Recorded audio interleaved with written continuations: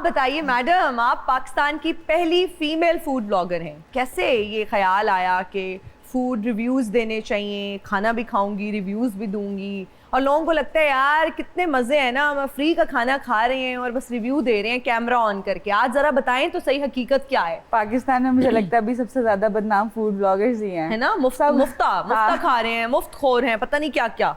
मैं भी रिव्यू कभी कभी दे देती हूँ हल्का फुल्का, हल्की आंच पे, तो वो हमें तो बस यही कहते रहते हैं मुफ्ता खा रहे हैं। और अगर आप कोई बुरा रिव्यू दे दो तो भाई इन्होंने तुम्हें मुफ्ता नहीं दिया तो तुम लोग बुरा रिव्यू दे रहे हो। पैसे अपने देने पड़ गए ना, इसलिए सच्चा रिव्यू दे दिया। स्पॉटलाइट में है कि भाई सारी हेट फूड ब्लॉगर्स को मिलेगी। सही बात है, but how did you think about it as a profession कि मुझे इसमें आना चाहिए? आना चाहिए, जरूर आना चाहिए। फूड सब्जेक्टिव है, हर फूड ब्लॉगर की अपनी ऑडियंस है।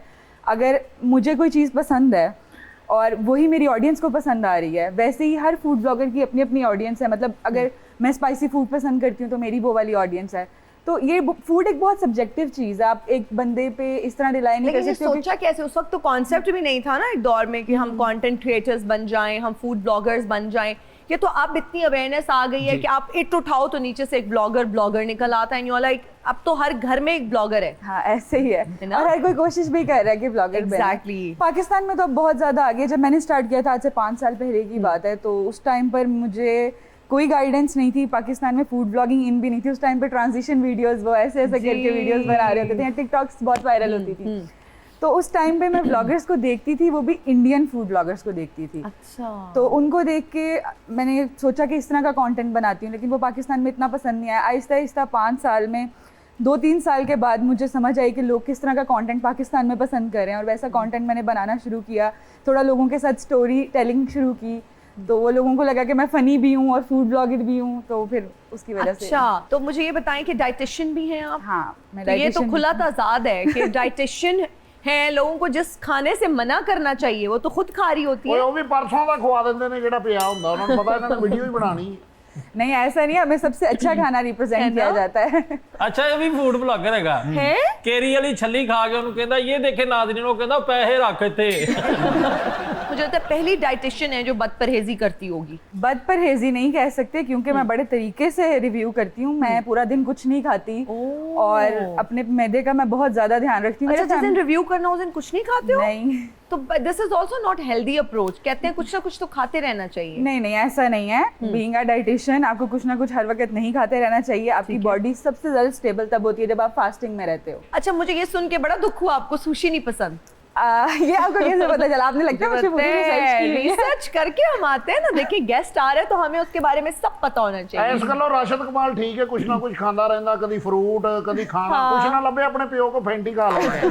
अच्छा, आपके वालिद साहब डेंटिस्ट हैं जी। तो जो जहाँ पे डॉक्टर्स होते हैं, वालिदैन डेंटिस्ट होते हैं, उनकी ख्वाहिश होती है कि बच्चे भी डॉक्टर्स बने, तो वालिद साहब ने इंसिस्ट नहीं किया कि बेटा आप भी डेंटिस्ट ही बनो? बिल्कुल किया था, उन्होंने मुझे कहा था कि आप BDS करें, बट मैंने ट्राई किया था, मैंने MCAT भी ट्राई किया था। बट एक चीज़ है, मैं बोलता हूँ कि अगर एक बच्चा, एक स्टूडेंट जो है अगर एक चीज़ नहीं कर सकता, ये उसके गुजरने के बाद मैं कह रहा हूँ कि मैं वो एक सिचुएशन से गुजरा हूँ, तो मेरे पापा ने भी एक लिमिट तक मुझे पुश किया था। तो मुझे MCAT देते हुए समझ आ गई थी कि मैं नहीं कर सकता। अच्छा, फिर मैंने पापा को कहा था, पापा मुझे एक मौका दें, मैंने आपको कुछ करके दिखाऊंगा। तो उसके बाद मैं BCom ऑनर्स मैंने किया और उस पर मेरे मेरिट सर्टिफिकेट्स भी थे।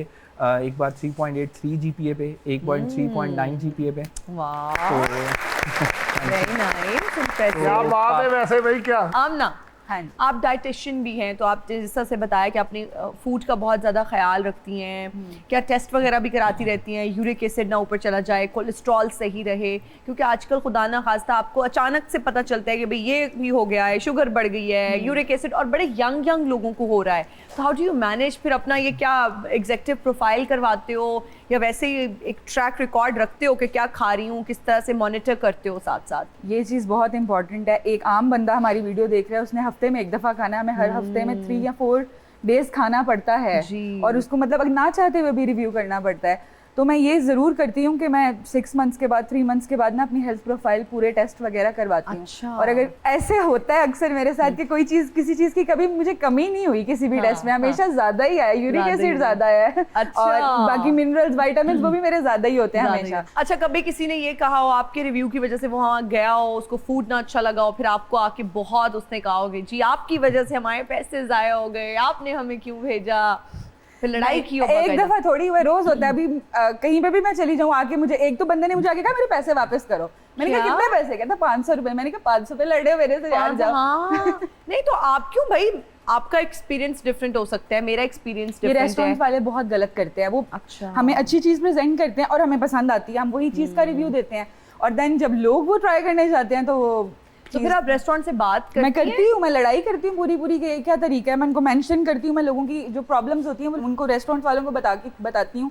लेकिन कुछ लोग साइलेंट कस्टमर्स होते हैं, वो नहीं आपको आके रिव्यू देते हैं, वो बस कहते हैं ये व्लॉगर भी बुरा है और ये रेस्टोरेंट भी बुरा है। आपको तो बेतहाशा लोग अप्रोच करते होंगे पेड रिव्यूज के लिए, पेड प्रमोशंस के लिए, आप करती हैं? हाँ मैं करती हूँ पेड प्रमोशन। ओके। आप नहीं समझती कि जब आप पैसे लेके रिव्यू देते हो उसमें बहुत बड़ा एक सवालिया निशान है कि भाई ये तो पैसे के लिए कुछ भी कर देगी, इसको पैसे देंगे अच्छा रिव्यू दे देगी। मैं सिर्फ रिव्यू नहीं करती, मैं उनको प्रॉपर गाइड करती हूँ, जहाँ पे कोई भी मिस्टेक होती है उसको ठीक करवाती हूँ, क्योंकि इफ़ दे नीड प्रमोशन तो उनका प्रोडक्ट भी इतना दमदार होना चाहिए। अब वो मेरे जाने के बाद क्या करते हैं उसकी रिस्पॉन्सिबल मैं नहीं हूँ, लेकिन आई ट्राई माई बेस्ट कि मैं हर चीज़ को परफेक्ट करवा कर ही रिव्यू करूँ। राशद भी बहुत अच्छा फूड ब्लॉगर है। रियली? हाँ जी, खराब सालन वेख के रिव्यू करन डे। मैं ਰਿਵਿਊ ਹੀ ਕਰਦਾ ਸਿਰਫ ਅੱਗੋਂ ਖਾਣ ਇਹ ਦੰਡ ਭਾਜੀ ਖਾ ਲਵਾਂ ਕਿੰਨਾ ਕੁ ਪੁੱਛਿਆ ਵਾ ਮੇਰੇ ਦੱਸੋ ਜੇ 75% ਵੀ ਆ ਤਾਂ ਮੈਂ ਖਾ ਜਾਣਾ। ਇਹਨਾਂ ਦੇ ਘਰ ਤੇ ਚਿਕਨ ਪੱਕਾ ਸੀ ਜੀ ਇੱਕ ਵਾਰੀ। अच्छा। ਉਹਦੇ ਪੰਜੇ ਜਿਹੜੇ ਇਹਦੀ ਬੁੱਢੀ ਨੇ ਕਾਂਡੇ ਬਣਾ ਕੇ ਸਾਰੀ ਉਮਰ ਪਾਏ ਨੇ। ਔਰ ਇੱਕ ਵਾਰੀ 1.5 ਕਿਲੋ ਪੰਜੇ ਪਕਾ ਰਹੇ ਆ ਅਸੀਂ। Really? ਸਹੀ ਨਹੀਂ ਪੱਕੇ, फिर ਉਹਨਾਂ ਦੇ ਪਟਾਕੇ ਕੱਢ ਕੇ ਸੌਂ ਗਏ ਆ। एमजे जी। कौन सी ऐसी ऐप है जिस पे आप बहुत ज़्यादा एक्टिव हैं? टिकटॉक पे, यूट्यूब पे, इंस्टाग्राम पे, फेसबुक पे, या कोई ऐसी ऐप है जहाँ पर जो आपने अभी तक मिस कर दिया, जो आपकी नज़रों से अभी तक ओझल है, अभी तक एक्टिव नहीं है वहाँ पे? मेरा ख्याल है मैं सारे ऐप्स पे ही कोई मैंने active miss हूँ। की है इसके नहीं, अलावा और भी? भी हैं। कौन सी? स्नैक भी है, लाइकी भी है। फिलहाल तो अभी यही है जो बिल्कुल सही है। अच्छा। बाकी ये है कि मैं सबकी में ही एक्टिव हूँ, ज़्यादातर मैं इंस्टाग्राम और स्नैपचैट पे हूँ। स्नैपचैट पे? जी, क्योंकि दोनों से पैसे आते हैं। अच्छा, स्नैपचैट से भी आ रहे हैं? स्नैपचैट से मोनेटाइज करने की कोशिश कर रहा हूँ, क्योंकि मैंने अभी ये सुना है, ये राज है जो मैं ठीक किसी है। को नहीं बता रहा, कोई सुने मत कि हाँ, स्नैपचैट में कान बंद कर ले सब लोग प्लीज जी। अभी हमारे स्नैपचैट में सबसे ज्यादा पैसे वो दे रहे हैं सारे ऐप्स में से। शायद आपको भी आइडिया हाँ, हो। मुझे भी रिसेंटली Yes. पता चली है ये बात। हमारे तो स्नैपचैट पे फॉलोअर्स ही मुझे तो 100 हैं। हाँ। अब क्या नहीं, हो करेंगे? जाते हैं हो जाते हैं। ये क्या? बेनिफिट मैं अक्सर बात करता हूँ, ये बेनिफिट फीमेल्स को ज़्यादा होता है कि उनकी जो वीडियोस या उनको जो ब्रांड्स हैं वो ज़्यादा अप्रोच करते हैं। मुझे ये बताएं कि सबसे ज्यादा पैसे किस प्लेटफॉर्म से आप कमाते हैं? मैं सबसे ज़्यादा Instagram? वेरी ऑनेस्ट इंस्टाग्राम से ना, Instagram थ्रू से? Brand promotions. Okay. क्योंकि यूट्यूब पे मैं पहले एक्टिव था, अब उस तरह नहीं हूँ। कितने फॉलोअर्स हैं? मेरे इंस्टाग्राम पे 1.1 मिलियन है, टिकटॉक पे 3.5 है। अच्छा, इस सब ब्रांड्स भी अप्रोच करते होंगे, हम नया ब्रांड हैं, हमारे पास पैसे तो नहीं हैं, लेकिन हम आपको टी शर्ट भेज देंगे, एक रील लगा दें, HD में स्टैटिक पोस्ट भी लगा दें, हमें भी कंटेंट भेज दें, स्टोरी शाउट आउट भी दे दें, और देखिए वी आर न्यू और आपका बहुत भला होगा। तो व्हाट डू यू डू? फिर ऐसे ब्रांड्स को क्या करते दिल हो? में मेरे ये वैसे अक्सर ये जो इतनी ज्यादा रिक्वायरमेंट्स कहते हैं, हाँ। फिर कहते हैं, दिल में मेरा ये होता है भाई पासपोर्ट ले लो मेरा आप। और क्योंकि हमने 5 साल लगा के एक चीज पे मेहनत की है। हम मेहनत लोग की है। एक प्रोडक्ट होता है, एक सर्विसेज होती है,